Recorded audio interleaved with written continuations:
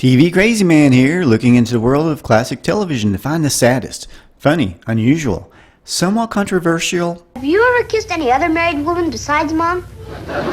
and definitely the most shocking facts I could cram into one short video. Along the way, we'll answer which show had the first toilet, which classic TV star was a war hero, carrying a wound you probably missed, which tragedy rocked the kids of the 1950s the hardest and remembered to this day, and who hated who and loved who on some of your favorite classic TV shows. All this and more on this video on shocking and controversial classic TV facts. Oh, I'm sure it's nothing like that. Of course not. Leave It to Beaver was the first series to ever show a toilet on television, because that was considered a bad thing in the 50s. Back into your aquarium. It was the second episode of the series, entitled Captain Jack, and it aired in October 1957. The toilet tank was shown to be used for a pet alligator the boys were keeping. You know, I had my own Mandela effect with this one. I thought for sure they flushed the alligator, but you'll be happy to know it was taken to an alligator farm to be cared for by Uncle Joe from Petticoat Junction. Well, it was Captain Jack, played by Edgar Buchanan. Believe it or not, as was the general practice back then, the actors from Gilligan's Island were not paid residuals for the millions of reruns the series no doubt has had over the decades. According to what I was able to find on the internet, Bob Denver's weekly salary as Gilligan never exceeded $1,500, and the actors were paid off completely after all the episodes ran twice in the 1960s. Saying that. Marianne actress Dawn Wells had said that the producer had made $90 million on the reruns of the show, but that the actors hadn't seen any of it. Tina Louise, who is now 91 years old, has also stated that they didn't get a cent of rerun money. But don't worry too much about her. According to CelebrityWorth.com, she's currently worth about $6 million. Sadly, of course, the rest of the castaways have passed away. Both Bob Denver and Alan Hale Jr. were heavy smokers, and believe it or not, Denver had a love for drinking as well. Alan Hale Jr. passed away in 1990 at the age of 68, and Denver at the age of 70 in 2005. Now just imagine if Denver was still alive today, he'd be like 90 years old. It's shocking to think of Gilligan, the Gilligan we saw in reruns, being that old. Back then the show wanted Tina Louise and Dawn Wells to look sexy, but at the same time the censors were worried that Ginger and Marianne might show off too much, especially if concern was Marianne's belly button, which Barbara Eden had to worry about as well on I Dream of Jeannie. You and your fantastic stories. But what about romance on the island? Well, Dawn Wells once said that if they weren't already married, she might have hooked up with Russell Johnson, who played the professor. She actually said, "I could have fallen in love with the professor in a minute." She went on to say he was handsome and the funniest one on the show. Now personally, I was always hoping that Gilligan would end up with Marianne, which they sort of did on a dream sequence episode of Baywatch years later. On the episode, A Black Day for Mayberry, two treasure agents come into the courthouse. They take off their hats while they're waiting for Andy. One of them is played by Rance Howard, Ron Howard's dad in real life. Now watch what happens when Opie walks into the courthouse. Where's Paul? Now this clip was actually on my last Andy Griffith Goose video, but recently I read in Ron Howard's book The Boys that the reason his dad mysteriously took over for the other actor is that the man actually had a nervous breakdown before the scene could be finished.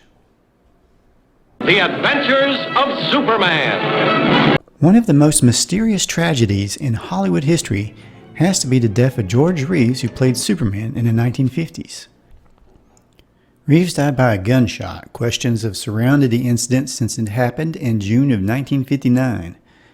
Was Reeves depressed over being typecast, or was it murder? As a big George Reeves Superman fan myself, I've always thought it more likely he was murdered. But arguments persist to this day. Wikipedia, for example, states there were questionable findings such as no gunpowder residue on Reeves' hands. But some say that at that time, detectives did not routinely look for that. And there were 3 bullet shells found, but witnesses heard only 1 shot. All 3 came from the weapon laying at Reeves' feet. There was no sign of forced entry. But who knows, maybe it was someone who knew Reeves, perhaps someone angry over an affair Reeves was having, which he was having a fling with a woman named Toni Mannix. There was even a movie made about the incident entitled Hollywoodland, starring Ben Affleck. One thing is for sure, the death of George Reeves hit kids hard across the country. As long as The Adventures of Superman lives on in reruns and DVDs and other sources, there'll probably be questions about that terrible day. On a lighter note, everyone asks why Superman always ducks when a bad guy throws a gun at him. But the interesting thing is, from my research and endless poring over the episodes, I think it's safe to say that Superman only ducked once on the episode The Mind Machine. Probably the fact that most Superman fans have seen the same episode a bunch of times over the years, they believe it to be separate episodes. Believe it or not. Possibly the most popular show of all time when reruns are included, I Love Lucy unfortunately had its share of controversy. Despite the fact Americans tuned in by the millions to see the happily married couple of Ricky and Lucy Ricardo, the real-life couple ended in divorce due to Desi's womanizing. Lucy filed for divorce the day after the last of the Lucy-Desi Comedy Hour episodes were filmed. William Frawley and Vivian Vance were hilarious to watch as they bickered back and forth on the series as Fred and Ethel Mertz, but in real life they really hated each other.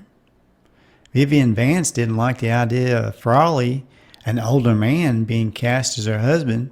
She even referred to him as an old coot. Frawley had other issues though. He had a drinking habit and he was required to stay sober when filming was going on, which is likely why Frawley's hands can often be seen shaking on I Love Lucy, due to the withdrawal he likely suffered from. Vance and Frawley did have something in common though. Both of their mothers thought that show business was sinful. During the time Lucy was expecting on the show, they weren't allowed to say the word pregnant. CBS used the term expecting and had a priest, minister, and a rabbi review the script for approval. Now, episode 11 had the word pregnant in the title, but the episode titles were not shown on the air. What?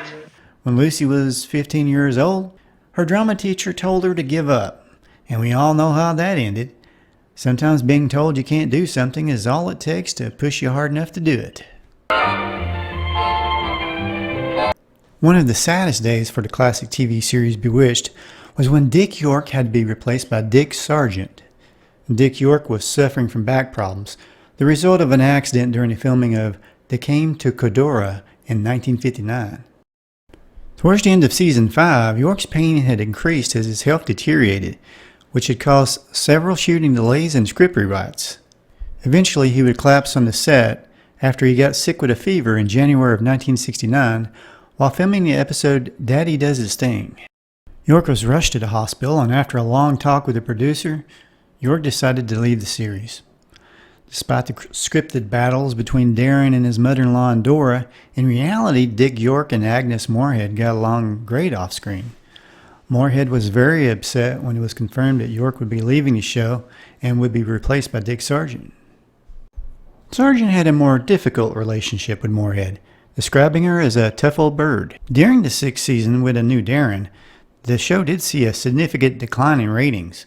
It fell from number 11 in the ratings to 24. Dick York's health didn't fare very well after the series. For most of his life, he had a 3-pack-a-day smoking habit. He spent his final years battling emphysema. By 1989, he was using an oxygen tank to help him breathe. But while bedridden in his Rockford, Michigan home, he founded Acting for Life, a private charity to help the homeless and others in need. Moorehead had said something interesting about her role as Dora. She had received 6 Emmy Award nominations for her work on the series, but she was quick to remind interviewers that she'd enjoyed a long and distinguished career. She commented to New York Daily News in '65, "I've been in movies and played theater from coast to coast, so I was quite well known before Bewitched, and I don't particularly want to be identified as the witch." Despite a friendly, or maybe not so friendly, competitive rivalry between Bewitched and I Dream of Jeannie, the home where Samantha Stevens lived with her family was also frequently seen on I Dream of Jeannie. The house would pop up from time to time, and instead of the Stevens, it was actually Dr. Bellows that lived in that house on I Dream of Jeannie. The interior set used as the inside of the Stevens home was frequently used on I Dream of Jeannie, most of the time as the interior of Dr. Bellows' home. Dr. Bellows. Hello, Dr. Bellows. Who are they? On March 30th, 1981, President Ronald Reagan was shot and wounded by a John Hinckley. This prompted the producers of the 80s sci-fi show The Greatest American Hero to temporarily change the name of the main character from Ralph Hinckley to Ralph Hanley. Seems like a strange knee-jerk reaction, as if the viewers would be dumb enough to get Ralph Hinckley mixed up with John Hinckley. I could just see people calling in to report that they've seen a dangerous criminal on television that night wearing red pajamas and a cape. James Doohan from Star Trek was a real-life war hero. He was there on D-Day during World War II on June 6, 1944. After surviving the beach landing without injury, he was later shot 8 times by one of his own, another Canadian soldier. He took one shot to the chest, which would have been fatal had it not been for a silver cigarette case that he had in his breast pocket. One of the bullets destroyed his middle finger. He tried his best to hide his injury on Star Trek because he didn't want to create a distraction. But if you look really carefully, you might catch an occasional quick glimpse of Scotty's missing finger, as in the episode Friday's Child and The Trouble with Tribbles. Please like and share this video. Let me know what you thought in the comments below. And if you happen to be a fan of animation, check out my other channel, Frady Cat Cartoons, for original funny cartoons, and remember old Saturday morning shows with fun facts videos. What TV facts did I forget to mention that really stand out as shocking, amazing, or controversial that you'd like me to put in a future video? Let me know in the comments. Thanks for watching. Y'all have a great day.